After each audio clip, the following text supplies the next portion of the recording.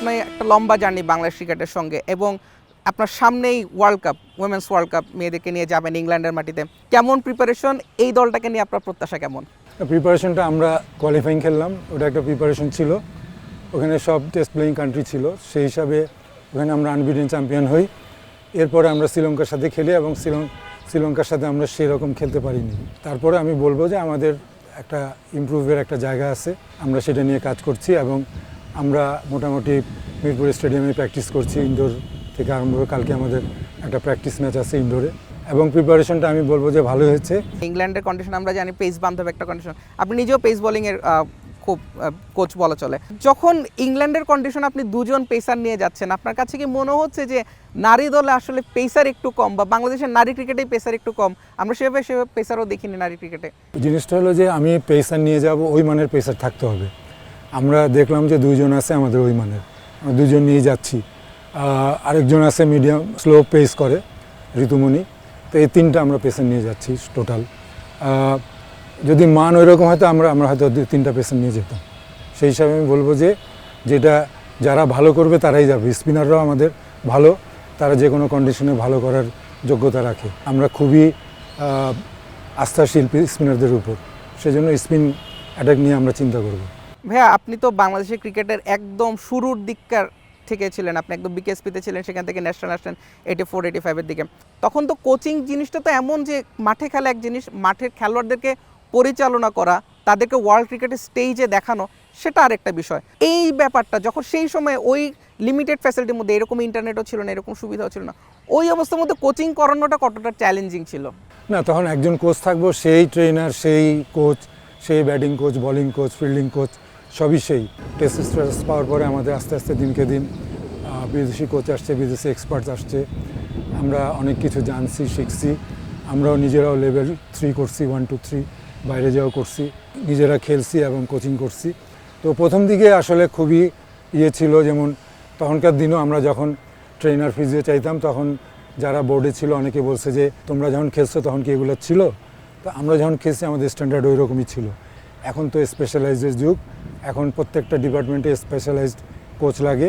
Even bowling কোচেরও, spin coach, pace bowling coach লাগে, ফিল্ডিংয়েরও, ক্যাচিংয়ের একজন, ব্যাটিংয়েরও 2-3 রকম কোচ লাগে। সেই হিসাবে আমি বলবো যে স্পেশালাইজড ইয়েটা আসার পরে আমাদের দিনকে দিন কিছুটা ইমপ্রুভ আপনার ছেলেদের ক্রিকেটে দেখতে পাচ্ছেন, কিন্তু মেয়েদের ক্রিকেটে এখনও আমরা সেইভাবে আসিনি। আমরা মোটে শুরু করছি।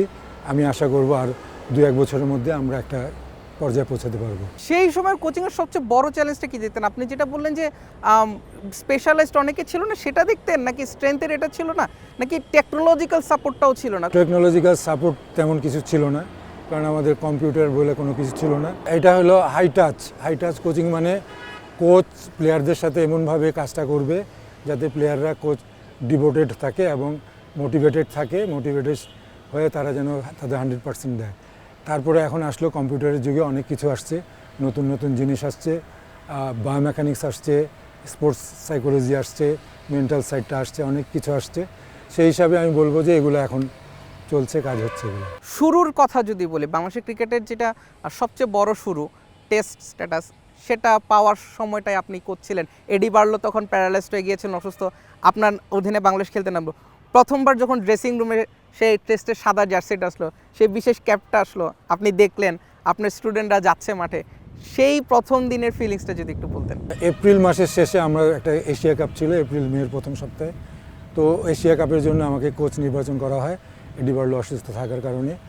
সেইখান থেকে শুরু করে আমরা আগস্ট-সেপ্টেম্বরে কেনিয়াতে যাই। কেনিয়াতে একটা 4 জাতি টুর্নামেন্ট খেলি, T20। ওইখান থেকে আমরা যাই হলো সাউথ আফ্রিকায়, 4 ডে ক্রিকেট খেলি এবং 1 ডে ক্রিকেট খেলি ওইখানে। তো ওই সময় আমি কোচ ছিলাম।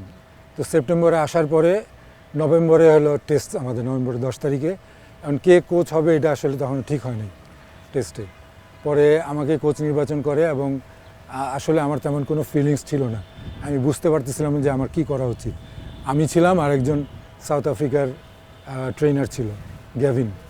এই দুজন মিলে আমরা কাজ করছি আর কি। তখন প্রথম দিনের ড্রেসিং রুমের ফিলিংস অন্যরকম, যে আমরা কয়েকদিন ধরে শেরাটন হোটেলে আমাদের যে ম্যানেজার ছিল ফাহিম সিনার আব্বা, উনি ছিলেন ম্যানেজার, খুবই ভালো লোক। উনি ডেইলি আমরা প্র্যাকটিসের পর মিটিংয়ে বসতাম ওনার রুমে, কথাবার্তা বলতাম, এই টিম সিলেকশন নিয়েও কথা হতো, অনেক কিছু নিয়ে কথা হতো। পুরা টিম কিন্তু মোটিভেটেড ছিল এবং আমরা ফার্স্ট ইনিংসে 400 রান করি। সেদিনের ফার্স্ট ড্রেসিং রুমের এক্সপিরিয়েন্স একটু অন্যরকম, একটু এভরিডে ড্রেসিং রুমে আমরা যখন ন্যাশনাল টিমের ড্রেসিং রুমে থাকি আর টেস্টের ড্রেসিং রুম সবাই একটা অন্যরকম ইয়েতে ছিল। তারপরে আমি বলবো যে আমার তেমন কোনো ফিলিংস ছিল না, আমার কাছে মোটামুটি একই রকম ইয়ে ছিল যে আমি এর আগেও ন্যাশনাল টিমের কোচিং করিয়েছি এবং সেই হিসাবে আমি টেস্টের যে আলাদা একটা ইয়ে আমি এটা বুঝতে পারিনি। 3 দিন পার হওয়ার পর আমি বুঝতে পারছি যে আমাদের ড্রেসিং রুম লোকে লোকারণ্য ছিল। মিনিস্টার থেকে আরম্ভ করে সবাই আসছে, সবাই দেখা করতেছে এইভাবে। তো ওই আমেজটা একটু অন্যরকম ছিল, কিন্তু আমি তেমন ফিল করিনি। টেস্টে বাংলাদেশের আপনি যেটা বললেন যে 400 রান করলো, আমিনুল ইসলাম বুলবুল একটা সুইপ শট খেলে সেঞ্চুরি করলো প্রথম অভিষেকের দিন, সুমন 70 করলো, হাবিবুল বাশার সুমন 70 করলো। তাদের কাছ থেকে যখন এই রেজাল্টটা পাচ্ছিলেন সেই সময় ড্রেসিং রুমের ফিলিংসটা কেমন ছিল, ড্রেসিং রুমের আবহাওয়া কেমন ছিল? এক্সট্রাঅর্ডিনারি না, আমাদের ফার্স্ট টেস্ট এবং আমাদের কোনো এক্সপিরিয়েন্স নেই, আমরা তখনও 4 দিনের ক্রিকেট খেলি নাই মনে হয়। তো সেই হিসাবে টেস্ট খেলা এবং আমাদের আর্লি উইকেট পরে একটা, তারপরে সুমন আর বুলবুলের পার্টনারশিপে আমরা একটা ভালো অবস্থায় পৌঁছি এবং আমরা যখন 400 করি এবং সবাই ভাবতেছে যে আমরা ইন্ডিয়াকে হারাইতে পারবো। তো আমি আসলে ওই রকম চিন্তা করি নাই, কারণ 3 দিনের পরে 2 দিন ছিল যেটা আমাদের পুরা একদিন ব্যাটিং করতে হবে অথবা আরও বেশি ব্যাটিং, কারণ ইন্ডিয়া লিড নিচ্ছিল 30-40 রানের লিড নিচ্ছিল, তো আমাদের একটু বেশি ব্যাটিং করতে হবে। তো সেই হিসাবে আমি কখনো চিন্তা করি নাই যে আমরা হারাইতে পারবো। যেহেতু টেস্টের কারো এক্সপিরিয়েন্স ছিল না, আমরা সেকেন্ড ইনিংসে কলাপস করি এই জন্য, এবং অনেকের আশা অনেক বেশি ছিল, খালি প্লেয়ারদের না অফিসিয়ালদের আশা বেশি ছিল, যেটা সম্ভব ছিল না আর কি। 3-4 দিনের উইকেট কীরকম থাকে এগুলার ধারণা ছিল না আর কি। যাই হোক, ওই হিসাবে আমরা কলাপস করি, আস্তে আস্তে এক্সপিরিয়েন্স হয়, আমরা এখন বর্তমানে ভালো খেলতেছি। আপনি একটা লাইন বলছিলেন যে তখন আমরা 4 দিনের ক্রিকেটও খেলতাম না। তো 1991 ওয়ার্ল্ড কাপের সময় গর্ডন গ্রিনিচ বাংলাদেশের কোচ ছিলেন, তিনি বলছিলেন যে বাংলাদেশের টেস্ট প্রাপ্তিটা একটু আর্লি হয়ে যাচ্ছে। আপনি একটা কথা বললেন, বাংলাদেশের কয়েকজন সাবেক ক্রিকেটারের মতো এটাই। আপনি কি বিলিভ করেন যে এতগুলো বছর পর এসে যে আমরা আসলে টেস্ট একটু আগে ভাগে শুরু করেছি? না, টেস্টের স্ট্যাটাস দেওয়ার সময় অনেকগুলো জিনিস চিন্তা করে, তার মধ্যে ইম্পর্টেন্ট হলো পারফরমেন্স, ফ্যাসিলিটিস এবং দর্শক, এগুলো আছে, আরও অনেক কিছু আছে। তো সেই হিসাবে আমি বলবো যে আমাদের দর্শকের ঘাটতি ছিল না, আমাদের ফ্যাসিলিটিস এবং প্লেয়ারের পারফরমেন্সের ঘাটতি ছিল। তো ফার্স্ট টেস্টে যখন 400 করি তখন আমরা ভাবছি যে না, আমরা ঠিক পথে আছি। আসলে আমরা ঠিক পথে ছিলাম না। ফ্যাসিলিটিস ছাড়া, স্ট্রাকচার ছাড়া একটা টেস্ট টিম কখনো দাঁড়াইতে পারে না। তারপরে আমরা অন্তত 20-25 বছর পরে আমরা মোটামুটি একটা জায়গায় আসছি। বর্তমানে আমরা টেস্ট ভালো খেলছি। তো আমার মনে হয় ফ্যাসিলিটিস বাড়াইলে রিজিওনাল ক্রিকেট বোর্ডগুলো যদি চালু হয় আমরা আরও অনেক ইমপ্রুভ করব। কারণ এইটা ছাড়া 7টা-8টা স্টেট টিম হয় ভালো, এবং তারা যদি নিজেদের টিম গড়তে পারে, সারা বছর প্র্যাকটিস করতে পারে, সবারই ইমপ্রুভ হবে। সেই হিসাবে আমি বলবো যে এই জিনিসগুলো হলে আমরা আরও ভালো ক্রিকেট খেলবো, আরও ভালো টেস্ট খেলবো।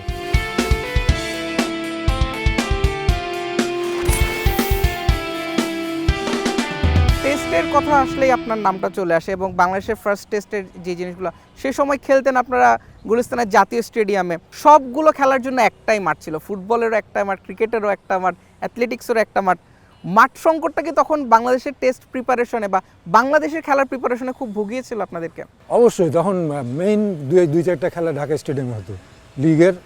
লিগের সব খেলা হতো না, মাঝে মাঝে প্রিমিয়ার লিগগুলো, সুপার লিগগুলো হতো। সেই হিসাবে আমরা আবাহনী মাঠে খেলতাম, ছোট মাঠ। সেটা আমি বললাম যে মাঠ সেরকম ছিল না প্রতুল, স্টিল আমাদের মাঠে কম, অনেক compare to Sri Lanka, Pakistan, India, আমাদের মাঠ অনেক কম। এমন কাউকে কি দেখে এখন আক্ষেপ হয় যে ওর ক্যারিয়ারটা আরও অনেক ভালো হতে পারতো, ওর ক্যারিয়ারটা অনেক দূর যেতে পারতো?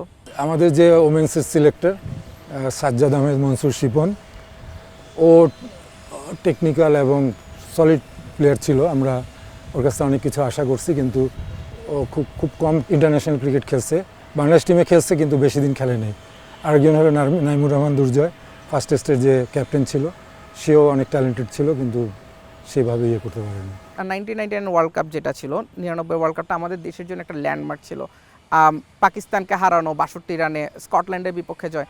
আপনার কাছে মনে হয় যে বাংলাদেশের জয়ের অভ্যাসটা আরেকটু আগে হওয়া উচিত ছিল? বাংলাদেশের ফার্স্ট ওয়ানডে জয় ঘরের মাটিতে এসেছিল 2004 সালে। পরবর্তীতে আরেকটু কি বাংলাদেশের মানে গ্রোথটা, সেই শুরুর দিকের গ্রোথটা কি একটু স্লো ছিল ফিল করেন? তখন নান্নু, আকরাম, বুলবুল এরা সবাই একসাথে খেলতো অনেক বছর ধরে, তো এক্সপিরিয়েন্সও ছিল।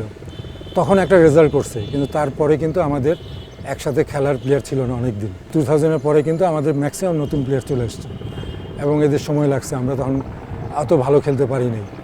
তারপরে আমাদের স্ট্রাকচার ছিল না, ফ্যাসিলিটিস ছিল না, টাকা পয়সাও তেমন ছিল না। আমি বলবো যে এগুলা আসলে প্ল্যান ওয়াইজে হয় নাই।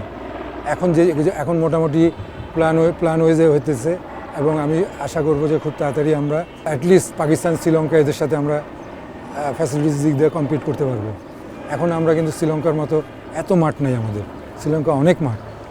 কলম্বোতে ঘুরলেই দেখবেন খালি পার্ক আর মাঠ, সব জায়গায় খেলা হইতেছে। টেস্টের কথা আসছে, পেস বোলিংয়ের কথা আসছে, পেসারদের একটা উত্থান বাংলাদেশ ক্রিকেট আপনি দেখছেন। এই মুহূর্তে আমাদের পেসারদের মধ্যে প্রায় 8-10 জন ready to play for national team. Pace বোলিংয়ের উত্থানটা আপনার কাছে কেমন লাগে as a pace bowling coach? না, এটা তো পেস বোলিং উত্থান অনেকদিন ধরে শুরু হয়েছে। রুবেল হোসেন ছিল, শুভাশিস রয়, এরকম অনেকেই ছিল, বগুড়ার ছিল সুহাস, হ্যাঁ, এরাও একসাথে অনেক ভালো বল করছে। এখনকার যে জিনিসটা আসছে এটা একদম, যত বছর যদি ক্রিকেট ধরি, মাশরাফির পরে এরা হলো সেরা। মাশরাফি যখন পিকে ছিল, মাশরাফি অনেক ভালো বলার ছিল, আর পরে হয়তো ইনজুরির জন্য পেস কমে গেছে। এখন যারা আছে, এখন মোটামুটি 4-5 জন বলবো না, 6-7 জন খুবই ভালো বোলিং করতেছে। কেউ ড্রপ যাওয়ার মতো না, কিন্তু ড্রপ যাচ্ছে আর কি। সেজন্য আমি বলবো যে এখনকার যেই বোলিং আছে, আমরা ওয়ার্ল্ড স্ট্যান্ডার্ড যে কোনো দেশের সাথে কম্পিট করতে পারি। আপনার চোখে বাংলাদেশের সেরা 5 পেসার? প্রথমে তো মাশরাফি আসেই, রুবেল হোসেন, মুস্তাফিজুর রহমান, আর আর কি নাহিদ রানা, আর নোয়াখালীর হাসান মাহমুদ। তার মানে আমাদের পেস বোলিং গুরু যিনি, তার চোখে বাংলাদেশের সেরা 5 পেসার হচ্ছেন মাশরাফি বিন মুর্তজা, রুবেল হোসেন, মুস্তাফিজুর রহমান, নাহিদ রানা, হাসান মাহমুদ। হাসান মাহমুদকে আমরা খুব ভালো সুইং দেখি, গতির চাইতে তার সুইং বেশি।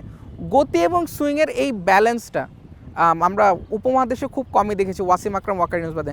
বাংলাদেশে গতি এবং সুইংয়ের মধ্যে আপনার কাকে সবচেয়ে বেশি প্রমিনেন্ট মনে হতো? এই যে নোয়াখালীর হাসান মাহমুদ, ওর কিন্তু সুইং গতি দুইটাই আছে। কালকে খুব ভালো রিভার্স সুইং করাইছে নাহিদ রানা। সুইং করাইতে হলে যে রিস্টের পজিশন, টেকনিক্যাল অনেক জিনিস আছে, যারা জোরে বোলিং করতে চায় তাদের সুইং হয় না এই কারণে। খালি গতি দিয়ে তো হয় না, এখনকার দিনে গতি অত ইম্পর্টেন্ট না, তার সাথে মুভমেন্ট থাকতে হবে, ভেরিয়েশন থাকতে হবে। এই কাজগুলো করতেছে ওরা সবাই। এতগুলো বছর, প্রায় 26 বছর ধরে আমরা টেস্ট খেলছি, মাত্র 3 জন পেসার 50-এর বেশি উইকেট পেয়েছেন। তাসকিন আহমেদ লাস্ট ইনক্লুড হলো শেষ হওয়া পাকিস্তান টেস্টটাতে। সো আপনি কি ফিল করেন যে এই সংখ্যাটা আর একটু বড় হতে পারতো, নাকি বাংলাদেশের টেস্টের কালচারটা এরকম যে আমরা খুব বেশি টেস্ট খেলছি না বলে এমনটা হচ্ছে না? একটা নম্বর হলো আমরা বেশি টেস্ট খেলছি না, 2 নম্বর হলো আমরা ম্যাক্সিমাম নিয়ে সেকেন্ড ইনিংস আমরা বোলিং করতে পারি নাই। অনেক innings defeat, second innings bowling করতে পারে না আমাদের বোলাররা, এটা আরেকটা কারণ। বাংলাদেশের পেস বোলিং নিয়ে যখনই কথা হয়, আপনি 2007-ও আপনি T20 ওয়ার্ল্ড কাপে আপনি গিয়েছিলেন, সেই সময়টাই আমরা দেখলাম যে বাংলাদেশ একটু একটু করে পেসের দিকে একটু মুভ করছে। মাশরাফি বিন মুর্তজাকে দেখলাম আমরা, সেই সময় সৈয়দ রাসেল ছিলেন। ওই জেনারেশনটার পরে হঠাৎ করে এমন একটা গ্যাপ চলে আসলো যে দেখা গেল সৌম্য সরকারকে একমাত্র পেসার হিসেবে টেস্ট খেলতে হচ্ছে। এই গ্যাপটা কেন হয়ে গেল? না, এটা স্পিন ট্র্যাক করার জন্য। তখন আমাদের পেস বোলার ছিল, যেহেতু এই পিচে স্পিন ধরবে, সেই জন্য সেইভাবে করা হয়েছে। সৌম্য সরকার মানে কোনো পেস বোলারই নেওয়া হয় না, কারণ ওই পিচে পেস বোলারের কোনো মানে অ্যাডভান্টেজই ছিল না, সেই জন্য। কিন্তু আমাদের পেসার ছিল। এই জিনিসটা কি অ্যাকচুয়ালি বাংলাদেশের ক্রিকেটকে একটু পিছিয়ে দেয়নি, যে আমরা শুধুমাত্র স্পিন নির্ভর একভাবে খেলে যাচ্ছে? না, আপনি যদি ইন্ডিয়ার দিকে দেখেন, ইন্ডিয়াও কিন্তু কোনো পেস বোলার খেলাইতো না একটা সময়। ওদের স্পিন দিয়ে 3টা স্পিনার 4টা স্পিনার দিয়েই খেলা শেষ করতো। কার্শন গাউরিতে সেরকম পেস বোলার ছিল না, ওরা খেলাইতো। আর সেই হিসাবে আমি বলবো যে যার দেশে অ্যাডভান্টেজ নিতে চেষ্টা করে, আমাদের হয়তো সেই রকম অ্যাডভান্টেজ নিচ্ছে, কিন্তু বাট এটা বুমেরাং, এটা আমাদের টিমের জন্য ভালো না। আমরা বাইরে খেলতে গেলে কিন্তু আমাদের সলিড উইকেটে খেলতে হবে, যেখানে পেস বলাররা অ্যাডভান্টেজ পাবে, ব্যাটসম্যানরা অ্যাডভান্টেজ পাবে, ওইখানে যে আমরা ভালো করতে পারবো না। সেই জন্য আমাদের মোটামুটি এখন যেই প্ল্যানিংটা চলছে, এই উইকেট ভালো, গ্রাস উইকেট এবং পেস বলাররা ডমিনেট করতেছে। আমাদের উইকেটে যদি পেস ধরে, তাহলে অটোমেটিক পেস বলার বের হবে। আমাদের যদি উইকেটে যদি পেস না ধরে, পেস বলার আমরা সারা দিন প্র্যাকটিস করালে খুঁজে পাবো না। বাংলাদেশের ক্রিকেটিং সার্কিটটা তো অনেকটা একদম আপনার হাতে তালুর মতো চেনা। এই যে ক্রিকেটিং সার্কিটটা এখন যে অবস্থায় আছে, আপনি কি বিলিভ করেন কত বছরের মধ্যে বাংলাদেশ টেস্ট চ্যাম্পিয়নশিপের ফাইনাল খেলতে পারে? আরও অনেক, আপনার দর্শনটা কি বলেন? না, এটা আপেক্ষিক ব্যাপার। তো আমি ধরেন অন্যরা তো বসে নেই, আমরা কী তালে এগোচ্ছি আর তারা কী তালে এগোচ্ছে, এটা যদি কম্পেয়ার করেন আপনি দেখবেন যে আমাদের পক্ষে ফাইনাল খেলা মানে এখন বলা খুব কঠিন।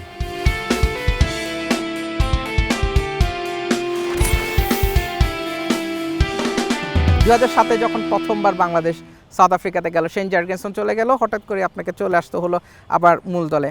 সেই 7-এর ওয়ার্ল্ড কাপটা টি-20-তে বাংলাদেশ প্রথম ম্যাচে ওয়েস্ট ইন্ডিজকে হারিয়ে দেওয়া, সেই সময় অ্যাকচুয়ালি নতুন ধরনের ক্রিকেট, টি-20 একেবারে নতুন ধরনের ক্রিকেট। আপনি নিজে কিভাবে মানিয়ে নিয়েছিলেন, শিষ্যদেরকে কিভাবে মানিয়ে নেন? শ্রীলঙ্কার থেকে আসার পরে আমরা সিলেটে কমান্ডো ট্রেনিং করতে যাই, পুরো বাংলাদেশ টিম, মাশরাফির থেকে শুরু করে সবাই, এবং ওইখানে থাকার পরে আমরা সাউথ আফ্রিকা টি-20-তে যাই। প্রথম খেলা সাউথ আফ্রিকা আর ওয়েস্ট ইন্ডিজের খেলা ছিল। ওয়েস্ট ইন্ডিজ 207 রান করে, ক্রিস গেল ছিল, সবাই ছিল। সাউথ আফ্রিকাটা চেস করে। আমাদের পরের খেলা ওয়েস্ট ইন্ডিজের সাথে, ওয়েস্ট ইন্ডিজ 165 বা সামথিং করে। আশরাফুলের 2 ওভারে 42 বা 40 রান নেয়। এটা নিয়ে ড্রেসিং রুমে গুনগুন হইতেছিল খুব, যে কেন উনি 2 ওভার করতে গেল, কেন এই করলো। তামিম, সাকিব সবাই ছিল, তো জুনিয়র তখন ওরা। পরে আশরাফুল আমারে বলল যে স্যার আমি ম্যাচ জিতে বাইর হব, দেখেন। আচ্ছা, এবং আশরাফুল একটা ইনিংস খেলে, ওদের বলারে যেখান থেকে খুশি সেখান থেকে মারছে, এবং আমরা ম্যাচ জিতি। ম্যাচ জিতার পরে আমরা আরেক সিটিতে যাই। ওই সিটিতে হোটেলে যাওয়ার পরে আমার রুমে দেখি ওয়েস্ট ইন্ডিজের বোলিং কোচের নাম, প্লেয়ারদেরও নাম আলাদা। সবাই ধরে নিয়েছে ওয়েস্ট ইন্ডিজ আর সাউথ আফ্রিকা যাচ্ছে গ্রুপ থেকে, ওইখানে আমরা আর সাউথ আফ্রিকা যাই ওইখানে। সাকিব তামিমকে সেই ছেলেবেলায় দেখা, তারপর তাদেরকে ওয়ার্ল্ড ক্রিকেটের একদম বড় সড় স্টার হতে দেখা, আর্গুয়েবলি কোনো সন্দেহ নেই তারা দুইজনই বাংলাদেশের ক্রিকেটের সবচেয়ে বড় স্টার। সেই 5 জনকে অনার মেনশন করতে হচ্ছে, মুশফিকুর রহিম, মাহমুদুল্লাহ রিয়াদ, মাশরাফি বিন মুর্তজা। তাদেরকে নিয়ে যদি একটু স্মৃতিচারণ করেন, সবাইকে নিয়ে অল্প অল্প করে। মাশরাফি অত ইয়ে ছিল না, মাশরাফি যেভাবে বলা হতো সেভাবে কাজ করতো, খুব অবিডেন্ট ছিল এবং এই হিসাবে খুবই ভালো ছিল। মাশরাফির কিছু লিমিটেশনস ছিল, ইনজুরির পরে হার্ড ওয়ার্ক করতে পারতো না, এইটা একটা লিমিটেশন ছিল, সেই জন্য একটু ইয়ে ছিল।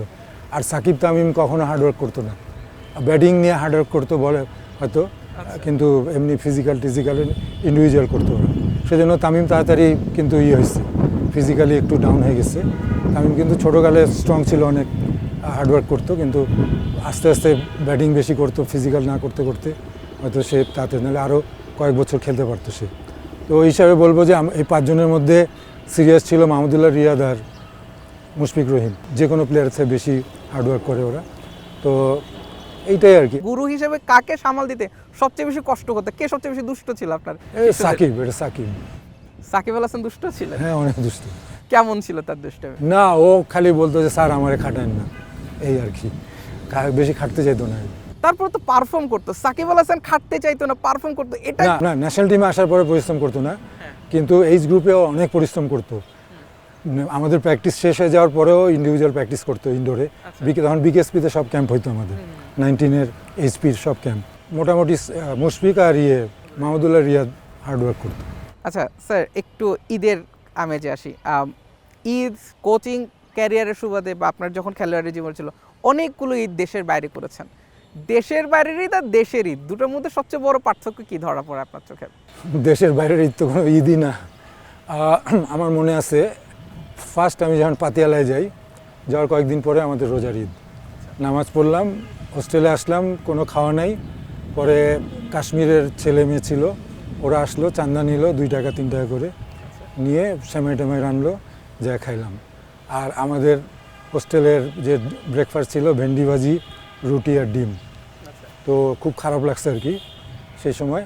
আর এরপরে ঈদগুলো করছি, যে অস্ট্রেলিয়া একটা ঈদ করছি, কোনো খবর নেই, কারণ আমাদের খেলা থাকে ঈদের দিন। তো আমার আসলে ওইরকম ফিলিংস নেই যে ঈদ দেখা যায় আমার একদম এটা করতে হবে সেটা করতে হবে, ওরকম ফিলিংস নেই। যদি দেশে থাকি একরকম, আর বাইরে থাকলে কাজ নিয়ে এত ব্যস্ত থাকি, এত ফোকাস থাকি, যেগুলো নিয়ে চিন্তা করার সময় থাকে না। দেশের ঈদটা কেমন কাটান? দেশে ছোটোকালে তো একটা জামা পাইলে তো খুব খুশি, লুকায় রাখতাম, সবাই দেখতে চাইতো। এক ঈদে জামা পাইলাম না, এক ঈদে জুতা পাইলাম, এরকম ছিল। মধ্যবিত্ত পরিবার ছিলাম, ভাই বোন অনেক ছিল, সুতরাং সব কিছু পাওয়া সম্ভব ছিল না, এবং আমার কোনো নালিশ বা কোনো ইয়ে ছিল না কখনো। তো সেই হিসাবে আমি বলবো যে কেউ যদি কিছু থাকতো, একটা জামা বা একটা জুতা, খুব খুশি লাগতো। অনেকের বাসায় যেতাম সেমাই খাইতে, এইভাবে বন্ধু বান্ধব। কোরবানির ঈদের স্মৃতিটা কেমন? কোরবানির তো রোজার ঈদের সেই আমেজ থেকে আলাদা। কোরবানিতে ছোটোবেলায় তো দায়িত্ব ছিল না তেমন, বড় ভাই আব্বা এরাই দায়িত্ব পালন করতো, আমরা শুধু সাথে থাকতাম, দেখতাম। আর বড় হওয়ার পরে এখন নিজেই কোরবানি দিতে হয়। আমার ছোটো ভাইয়ের বাসায় আমরা কোরবানি দিই, মিরপুরের সব ভাই বোন যাই, কোরবানি দেই একসাথে, খুব ভালো লাগে। এই সবার সাথে দেখা হয়ে যায়, 2 ঈদে দেখা হয়, এইভাবে আর কি চলে।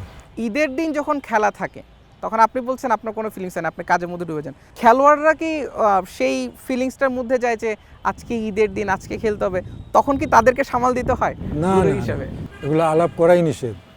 ঈদ হয়েছে বা আমার কোনো অসুবিধা, এগুলো সবার মাঝে ডিস্ট্রিবিউট করার ইয়ে হবে না। এটা ম্যানেজার জানবে, ম্যানেজার দেখবে, ম্যানেজার আমার সাথে আলাপ করবে। আমরা যদি মনে করি যে সবাইকে জানানো উচিত, জানাবো, আদারওয়াইজ জানাবো না। ঈদ যখন দেশের বাইরে থেকে কাটিয়ে দেশে ফেরেন তখনকার সিচুয়েশনটা কেমন থাকে? তখন কি সেই ঈদের আমেজটাই থাকে নাকি ক্লান্তি থেকে রেস্ট নেওয়াটাই মুখ্য হয়ে যায়? আমি 2টা ঈদ মনে আছে যে প্লেনে ছিলাম ঈদের দিন। আচ্ছা, 2টা ঈদ প্লেনে, ঈদের দিন প্লেনে ছিলাম, ওই রাত্রে এসে পৌঁছেছি। একটা ঈদ হলো ঈদের পরের দিন এসে পৌঁছেছি, আচ্ছা। এরকম। আর ক্লান্তি সেরকম কিছু না, আসার পরে তো খাওয়া দাওয়া এইসব অনেক কিছু ইয়ে থাকে। 2-3 দিন আমরা রেস্ট নিই, তারপরে আবার চলে আসি কাজে। শৈশবের ঈদের কোন জিনিসটা এই বড়বেলায় এসে মিস করেন? মেইনলি রোজার ঈদের, কোরবানি ঈদেরটা অত না, রোজার ঈদে জামা কাপড়ের ব্যাপারটা ছিল, তারপরে কিছু টাকা পাওয়া যেত, এগুলো মিস করি শৈশবে। এখন তো মানুষ দিতে হয়। ক্রিকেটাররা কখনো এসে চায় না কোচ আজকে ঈদের সালামি দেয়? হ্যাঁ, চাই। সালামি সবার সবচেয়ে বেশি চাইতো কি আপনার কাছে? না, সেরকম কোনো স্পেসিফিক নেই, অনেকে চায় অনেকে চায় না, মেয়েরা বেশি চায়। এদের কথা যেহেতু আসলে নারী দলে কাকে সামাল দিতে সবচেয়ে বেশি কষ্ট হয় প্লেয়ারদের মধ্যে, যে সবচেয়ে বেশি দুষ্ট এই ড্রেসিং রুমটার মধ্যে? না, সামাল দিতে অসুবিধা নেই, ওবিডিয়েন্ট। কিন্তু দুষ্ট বললে রাবিয়ার কথা বলতে হয়, বাট ভেরি ওবিডিয়েন্ট। ঠিক আছে, ওই দুষ্ট মানে দুষ্ট, ঠিক আছে। আরও অনেকে আছে হয়তো আমরা জানি না, যেমন মেঘলা আছে, দুষ্ট আছে, তো এরকম অনেকে আছে। তো আমরা হয়তো 2-1জনকে চিনি, আর ওরা ভিতরে ভিতরে হয়তো দুষ্ট থাকে। সবচেয়ে সিরিয়াস স্টুডেন্টকে? ওর নাম হইল বাঁহাতি পেস বলার আমাদের তৃষ্ণা। সবচেয়ে সিরিয়াস। তৃষ্ণার সবচেয়ে ইন্টারেস্টিং জিনিস কি, সে প্র্যাকটিসে কোন জায়গাটাতে সবচেয়ে বেশি টাইম ব্যয় করে? মোটামুটি ফোকাস থাকে, সিরিয়াস থাকে, কোনো কিছু ফাঁকি দেয় না, বেশি করতে চেষ্টা করে আর কি। এই টিমটাকে নিয়ে যদি বাংলাদেশের, এখন তো ন্যাশনাল টিমের নারীদেরকে টিমটাতে আপনি আছেন, এই টিমটাকে নিয়ে আপনার স্বপ্ন কি? এই টিমটাকে নিয়ে আপনি কত দূর যেতে চান? ডিপেন্ড করে আমি কতদিন থাকবো এখানে। আমি যদি থাকি, আমি 2টা বছর চাই, 2টা বছরের মধ্যে আমি এই টিমটারে 4-5 নম্বর নিয়ে যেতে চাই।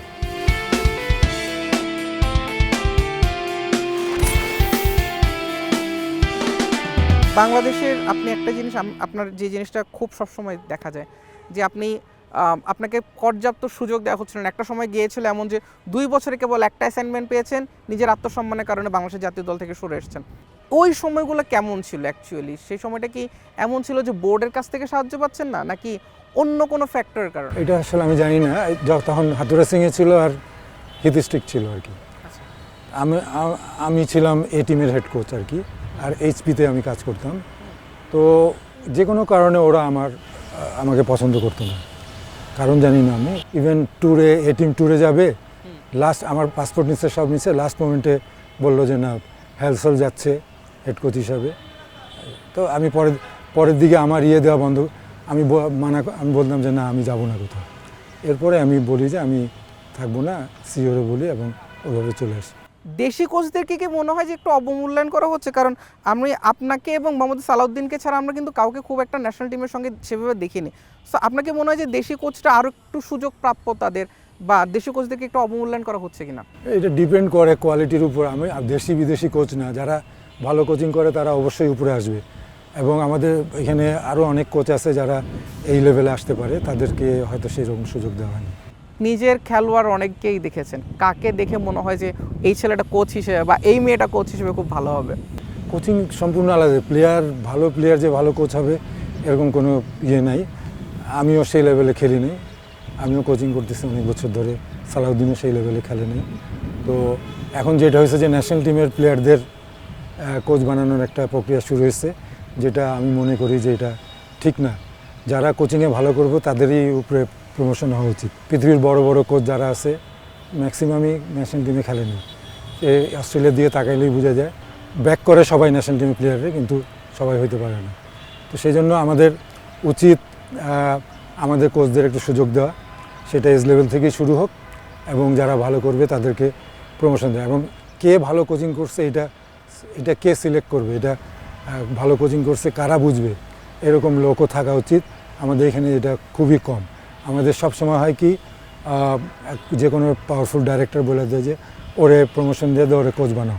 এইভাবে আমাদের কোচিংয়ে এটা সৃষ্টি হয়েছে। সেই জন্য আমার মনে হয় প্রিমিয়ার লিগে ভালো করতেছে, বিপিএলে ভালো করতেছে, এইজ গ্রুপে ভালো রেজাল্ট করতেছে। এই ধরনের কোচদের মার্ক করা এবং এডুকেশন দেখা, ব্যাকগ্রাউন্ড দেখা, সব কিছু দেখে একটা কোচকে প্রমোটেড করা উচিত। প্রিমিয়ার লিগ ভালো করছে, বিপিএল ভালো করছে যেটা বললেন, সেই জায়গাটা হান্নান সরকার বেশ সফল, শিরোপাও আছে তার নামের পাশে। হান্নান সরকারের কোচিং দর্শন কেমন লাগে?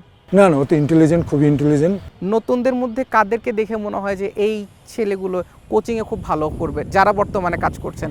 রাজিন সালে কাজ করছেন বাংলাদেশের হয়ে, তালহা জুবাইর কাজ করছেন, হান্নান সরকার কাজ করছেন, কাদেরকে দেখে মনে হয় যে আপনার পথ ধরে তারাও বাংলাদেশের কোচিংকে? না, যাদের নাম বললেন সবাই ভালো কোচ।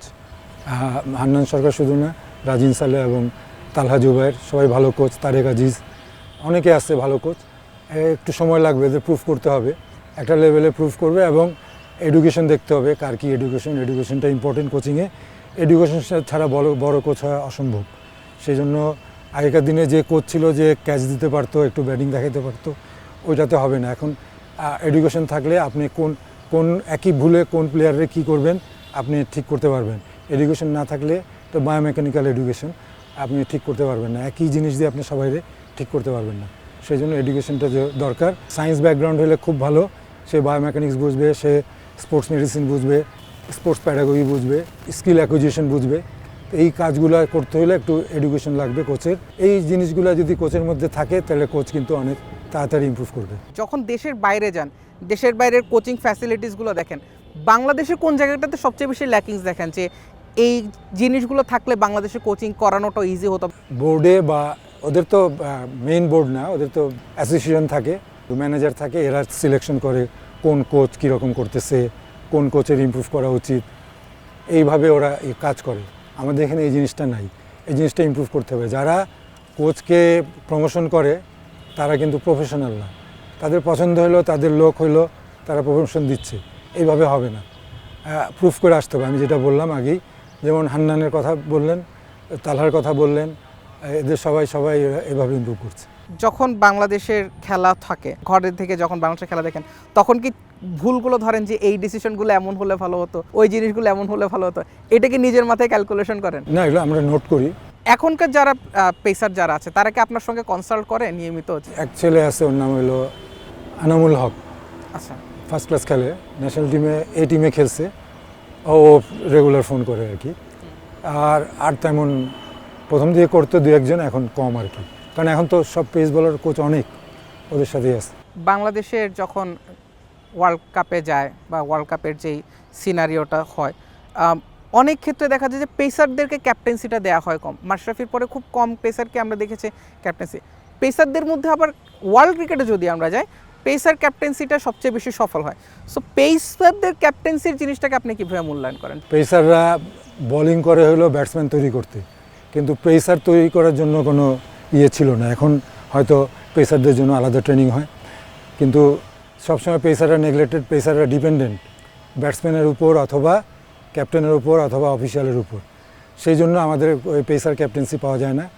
যদি পেসাররা যদি নিজের ইয়েটা বুঝতে পারে এবং ওরকম পার্সোনালিটি গ্রো করতে পারে, পেসাররাও ক্যাপ্টেন্সি করতে পারবে। যেহেতু পেসাররা ডিপেন্ডেন্ট ব্যাটসম্যানের উপর, কোচের উপর এবং অফিসিয়ালদের উপর, কারণ পেসারদের ন্যায় হয় যে ব্যাটসম্যানদের তৈরি করো, হয়রেস বাইরে সব জায়গায় কিন্তু পেসাররা আলাদাই। এখন হয়তো আমাদের চেঞ্জ হয়েছে, চেঞ্জটা আসতেছে, এখন আস্তে আস্তে পেস বলার ক্যাপ্টেনের শুরু হবে। ঢাকা প্রিমিয়ার লিগে আমরা একটা অভিযোগও পেয়েছি এরকম যে পেসারদের স্যালারিটা ব্যাটসম্যানদের তুলনায় খুবই কম হয়। এই বৈষম্যটা কেন, এবং অ্যাকচুয়ালি আপনার জানা মতে যে পেসারদের স্যালারিটার রেঞ্জটা কেমন হয়, ব্যাটসম্যানদের স্যালারি রেঞ্জটা কেমন হয়, সেটা নিয়ে যদি একটা আইডিয়া দিতে। না, আমি আগেই বললাম যে পেসাররা নেগলেক্টেড। আমাদের এখানে যদি উইকেটগুলো সবুজ হয়, ব্যাটসম্যানদের থেকে বেশি টাকা পাবে পেসাররা। যেহেতু আমাদের দেশে খেলাটা একদম ব্যাটসম্যান ওরিয়েন্টেড, এখানে পেস বলার বেশিক্ষণ বল করতে পারে না, সেই জন্য পেসারদের অত ডিমান্ড নাই লিগে হোক আর ইয়েতে হোক।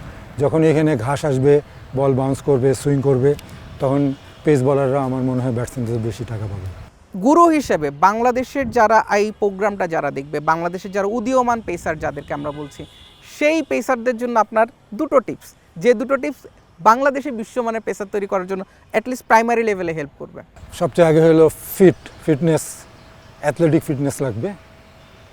এটা খুবই ইম্পর্টেন্ট যে আমার ফিটনেসটা এমন থাকবে যে আমি সব দিক দিয়ে আমি স্ট্রং হই। অনেকে আপার পোর্শন শুধু বিল্ড করে, আপার পোর্শন বিল্ড করলে পেস বলার হওয়া যাবে না।